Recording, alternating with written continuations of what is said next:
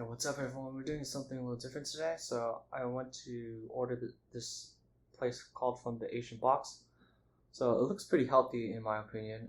It has some five spice chicken and it has some veggies, some bean sprouts, jasmine rice, an egg on the side, and then also some seasoning that I added on top as well. So let's try this place out. And you also got a nice Vietnamese iced coffee. Haven't had one of these for a while. Sure to wake me up a little bit. Some caffeine, of course. Yeah.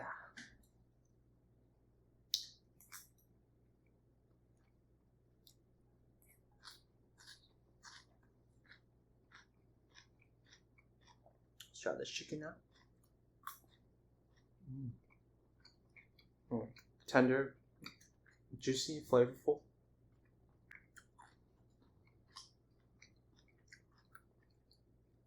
And then it came with the side with powder seasoning on the side, so that adds I can't really describe what it tastes like. Kind of reminds me of five spice, but it has some other elements in there as well.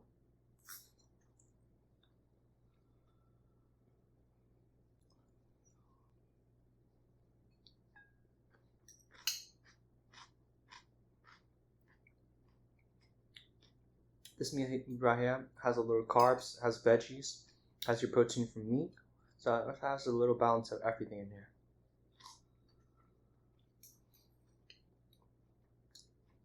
I know the plate doesn't look very appetizing. When food delivery comes in, it's placed in this little nice takeout container. It's placed nicely, but it was kind of a struggle to put the food on the plate nicely. So I mean, anyway, it goes down the same, right? Am I right?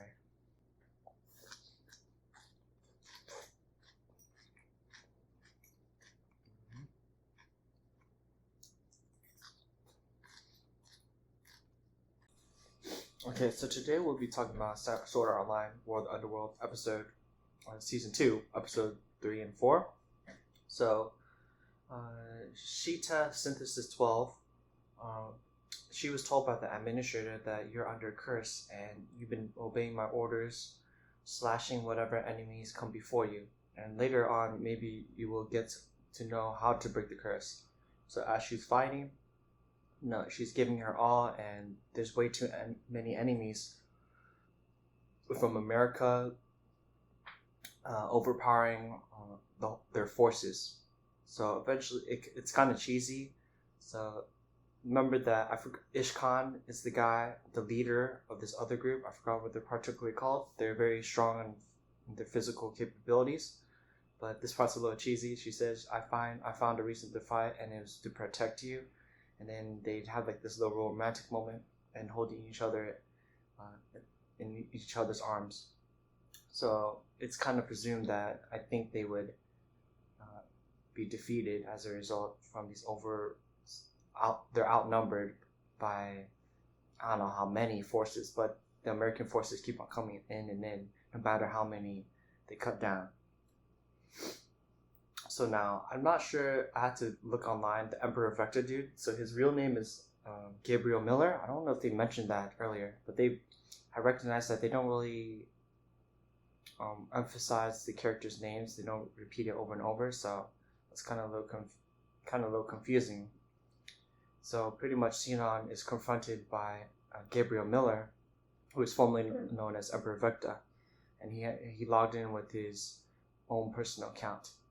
And he has some new cheese abilities, as you can presume. Just, if not stronger I think it's probably stronger than Emperor Vector. We'll see. Oh, excuse me. Now, Klein actually recognizes a character off in the distance. Remember that shady character that was leading the forces once they logged in? So it's revealed that he looks like POH, I believe, a character formerly from season 1. He was part of the Black Coffin group, and they were like illegal assailants who killed players, right? So he's from way back. And then now toward the end of the episode 3, remember there's that guy that volunteered with Higa. I think his name is Yanai volunteered immediately right away to go with Higa to try to connect to Kirito's STL. And just as I presume, I called it right on the spot before. This guy's just suspicious right off the bat, and he gets held at gunpoint. And then they leave you, like every anime, they leave you off a cliffhanger. But I'll be reviewing episode 4 as well. But let's get some more bites to eat. But here, my first impressions, the Asian box plays. There's nothing too crazy. It's okay. It's not bad or great in my opinion. But this is definitely catered more to people who are trying to be more health conscientious.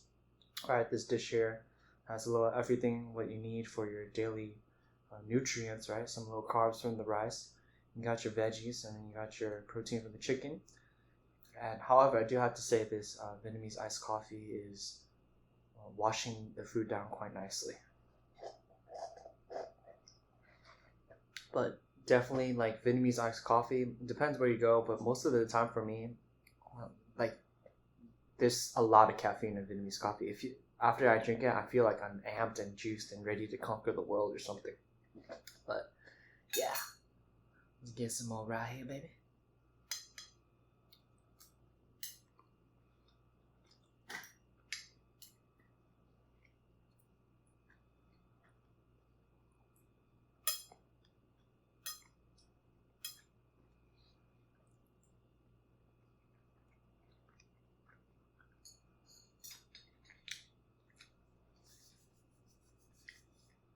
Alright, this dish definitely has like an array of different flavors.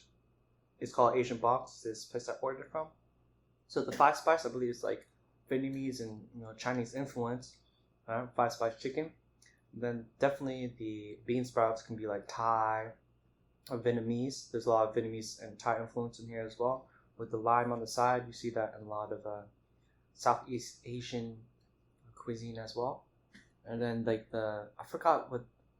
Well, I had ordered the 5-spice chicken, but there's some like seasoning on top. It's an array of different flavor bombs of umami. Like they grounded it up. I don't know what type of powder they put in there, but it's pretty good.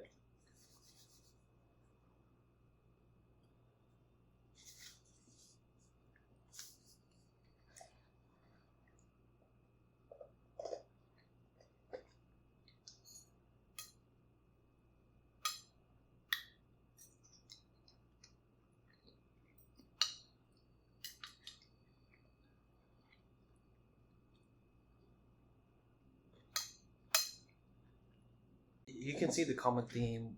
We're going to move on to episode 4 now. You can see the common theme of these these enemies that from the Kirito on Asuna's past coming back to haunt them, right? We see POH from Laughing Coffin from season 1 when the original Sword Art Online started, and he's coming back to strike again. Now we also see Gabriel Miller.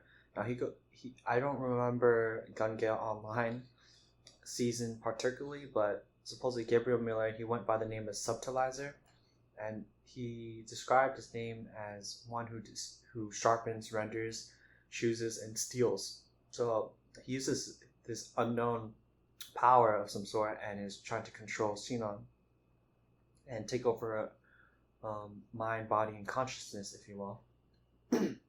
But as he's doing so, Kirito's pendant saves Sinon and prevents Subtilizer from doing that. And now this brings me back to the Gun Gale Online days when Sinon busts out Hecate. I believe that's her name of her sniper. And the first time she doesn't manage to damage Subtilizer.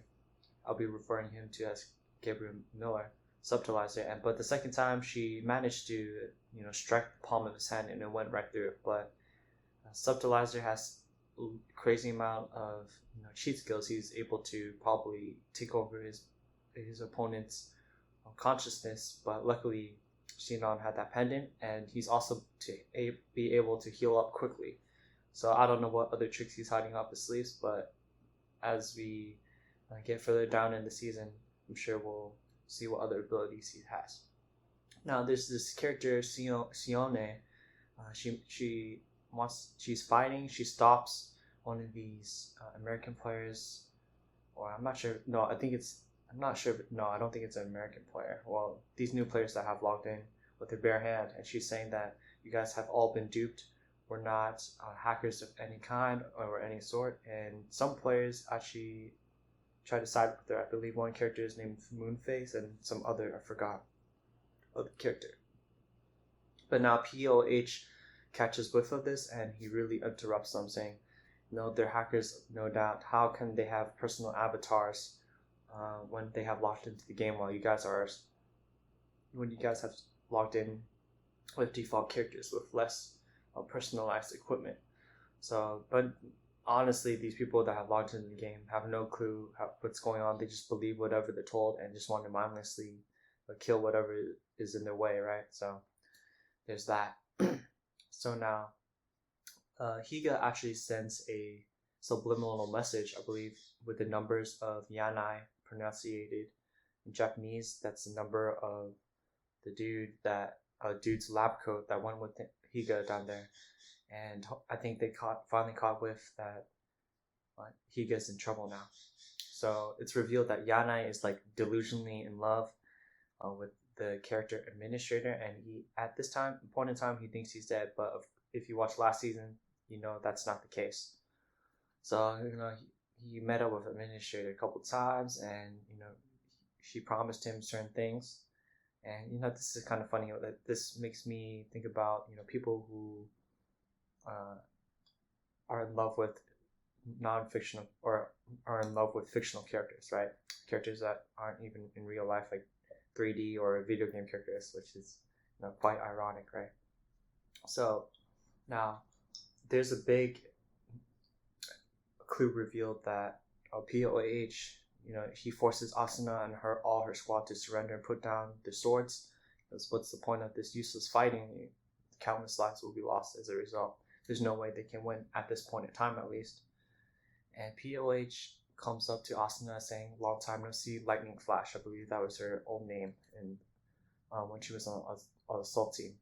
So it's revealed that POH actually tipped information to the assault team about the Laughing Coffin. So remember, I don't know if you guys have been watching season 1, or if you have not, that's how the assault team took out the Laughing Coffin, and it was revealed that POH was the one that gave him the tip. And his real intentions was to frame, or not frame, but to have the image of the assault team as murderers, right? And Asuna's greatly infuriated. Why did you do that to Kirito as well? It deeply pained him as he was actually killing real people inside of the game from season 1. So now POH knows that Kirito somewhere he's hiding somewhere, and he tells them to take Kirito out. And as a result, I forgot, Kirito's little cute one of his former students in Initiation actually takes him out on the wheelchair. And finally Kirito makes a little appearance, and I feel like he's gonna finally come out with hopefully in the next episode, or maybe 2 episodes. I feel like they're dragging this out a little too long. I feel like POH, as he's about to try to kill Kirito, then he's gonna cross swords. So I believe, in the sense, this game right now, Kirito, if he never connects to the SDL, or I think if he's maybe killed in this game, then I believe that he won't ever regain consciousness in the real world. I think, I'm not quite sure, that sometimes the STL terms and all this terminology sometimes is kind of confusing. I'm sure they explained it before, but I can't remember on the top of my head. But okay, that's it for today's mukbang. Today was a little something different. It was on the healthier side.